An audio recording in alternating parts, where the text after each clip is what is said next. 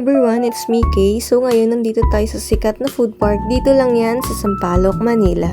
Ang una nga namin binili itong palamig na worth 50 pesos dahil nauuhaw na nga ang sugar daddy ko. Yung pinili ko nga palang flavor ay melon at kay Jai ko naman ay milk avocado. Nag-iisip nga ako nito kung same na lang ba kami ng flavor dahil nakikita ko ay mas madaming bumibili ng milk avocado flavor. Pero sabi ko nga, mas maganda kung magkaibang flavor ang titikman namin. So yun na nga guys, nakabili na ako ng palamig. Sabi ko nga ay dapat hindi na muna kami bumili. Dahil kako baka mabusog kami agad. So mas nagustuhan ko nga yung milky avocado.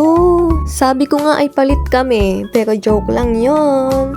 Heto't may nakita si Jaiko na free taste. Sabi ko nga ay tikman natin. Baka sakaling magustuhan namin. So ayan, kukuha na tayo. Nahirapan pa nga ako kumuha dito dahil masikip. Dalawa nga pala yung flavor. Yung isa may kulay green. Hindi ko alam kung ano yung tawag. Pero masarap din naman, no? Heto nga pala yung pwesto ni Sherbet, aka Chris Brown. Sayang nga, hindi namin siya naabutan dito. Nasa gig pa nga daw si Sherbet. Sasayawan ko pa naman sana siya ng mala Chris Brown.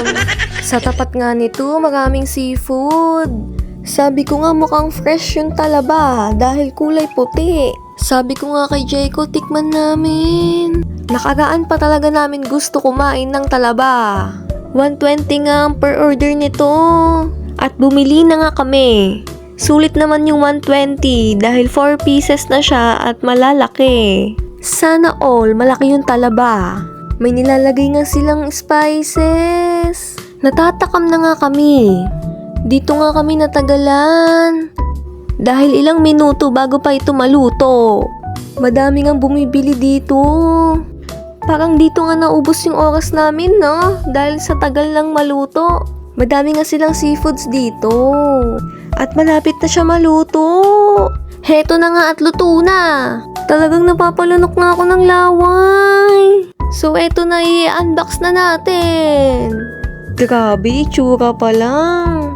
Hindi halatang 120. Grabe, itsura pa lang, lunok laway ka na. Sabi ko nga kay Jaiko, siya maunang tumikim. Sabi ko, kainin mo na yung talaba ko. Ay, iba pala yun. So, heto na nga at nilalagyan na yan ng sweet and spicy. Nilagyan din niya ito ng chili oil para mas masarap. Sabi ko, kainin na niya para makatikim din ako ng talaba. Nahirapan nga siyang kunin yung talaba dahil nakadikit ito sa shell.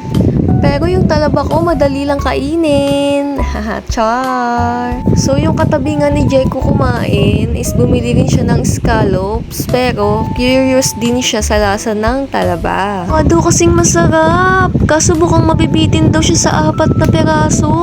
Kaya dinamihan niya na lang umorder ng scallops. At yan na nga, nakain na niya yung talaba ko. Yung talaba na in-order namin. Mukhang masarap nga dahil hindi na nakapagsalita si Jaiko. Naglagay na nga ulit siya ng chili oil at sweet and spicy. Mas masarap kasi kainin kapag maanghang. Ang dami pang sabaw. Ganyan ka pala kumain ng talaba. Masarap kasi siguro kumain ng talaba, no? Ay, iba na pala yung tinutukoy ko. Habang binibidyohan ko nga siya, natatakam na ako. Sabi ko, dalian mo kumain ng talaba dahil ako'y natatakam na din. At tapos na nga niya kainin yung talaba ko. Yung talaba. It's my turn. So makikita nyo marami kayong pagpipilian pag dito kayo bumili. Kumpleto sila ng seafood na pang-topping sa ramen. Meron din silang squid, tahong, scallops, at talaba na pwede nyong ipaluto sa kanila. Ang kagandahan nga nito ay meron silang lamesa. Para kung sinong gusto mag-dine-in, pwede mag-dine-in. Nakakain na nga ako ng talaba. Grabe, masarap pala talaga ang talaba. Kaya madaming gustong kumain. Ang sarap ng pagkakaluto. Mainit-init. Ang dami niya pang sabaw. Yung sabaw niya sobrang sarap. Parang balut. Hindi mo malaman kung saan nanggagaling yung sarap ng sabaw. Grabe, ang sarap! Malalaki yung talaba. At eto yung pangalawang talaba. Grabe, napakasarap ng sabaw talaga nito. Malalaman mong fresh pa yung talaba dahil kulay puti. Mas maganda nga kapag nainit siya ng husto para marami yung sabaw na lalabas. Nilagyan ko nga ng chili oil. Mas masarap kasi kapag maanghang tapos sobrang init. Ang sarap higupin ng katas. Katas po ng talaba. Yung katabi nga namin ni Jayco dito is gusto rin ng talaba. Kaso ayaw nila dahil 4 na peraso lang daw. Kaya nag-scallops na lang sila. Gusto rin sana namin itry yung scallops. Kaso ang tagal pala nito maluto. Anong oras na rin kasi ito? Halos alas 8 na ng gabi. Kita nyo yan? Napakasarap. Yung scallops nga pala 100 for 12 pieces. Pero hindi ganun kalaki. Napapasayaw pa nga, no? Nabitin nga kami dito dahil sobrang sarap. Talagang simut sarap. At heto na nga, naubos na namin. Sabi ko kay Jayco, bili pa tayo. Kaso alanganing oras na dahil malayo pa nga kami. Sunod namang etong bestseller daw nila. Hindi ko alam kung ano yan dahil akala ko ay fish cake pero hindi pala. 100 pesos nga ito. Sabi nila ay bestseller daw nila ito. Kaya sinubukan namin.